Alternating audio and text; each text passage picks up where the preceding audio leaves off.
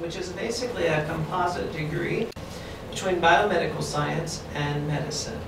The students are accepted directly into medicine, so there's a little bit of a higher standard for these students to get directly in from the foundation. So the foundation requirement is 75%, which is equivalency of basically 3 A's for the A levels.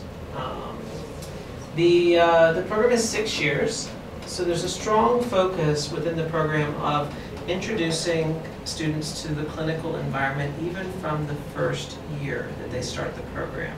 So really teaching them the skills that will make them successful doctors.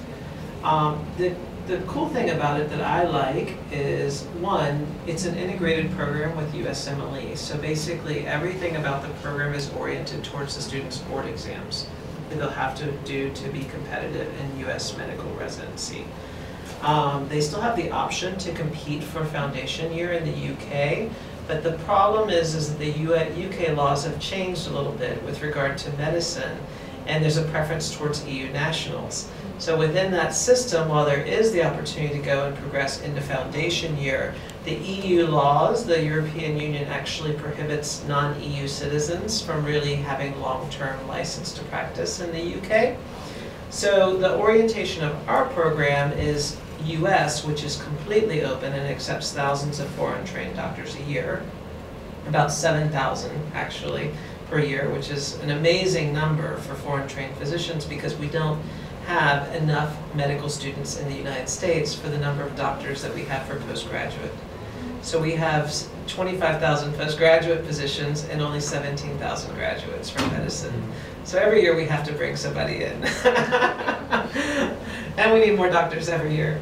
But the UK has actually a smaller number of physicians that they need, so they have a shrinking population and they have too many medical school graduates for the number of physicians. So that's why everything about our program is really about long-term path, whether the individual chooses to practice medicine in the US or whether they choose to go back and practice in their home country. But so the USMLE is quite important in that. It's actually USMLE. I think they medical licensing exam. They misspelled it. But the great thing about that also is that as the GCC countries are using USMLE increasingly as the standard for competency for physicians.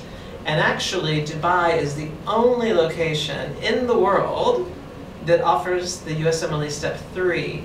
It's normally reserved for only in the United States for practicing physician, and there's an exception been made for Dubai because that is the standard GCC competency for bringing in international physicians. So actually, that's the beauty of this program, is that while it is oriented to the States, if there's a long-term objective to practice medicine in the GCC, you can so do. Yeah, it's really good. The second thing I really like in medicine and medical education, medical schools these days are typically really oriented towards problem-based learning, which is essentially teaching medicine through clinical cases in small groups. So we teach the students in 8 to 10 student groups, so 8 to 10 students with 1 faculty member, and we go through case studies, and the teacher will basically use a clinical case to teach something about biochemistry or something about pathology or anatomy and try to integrate all of the medical science concepts, which is really innovative. And the great thing is that that's actually how the board exams work.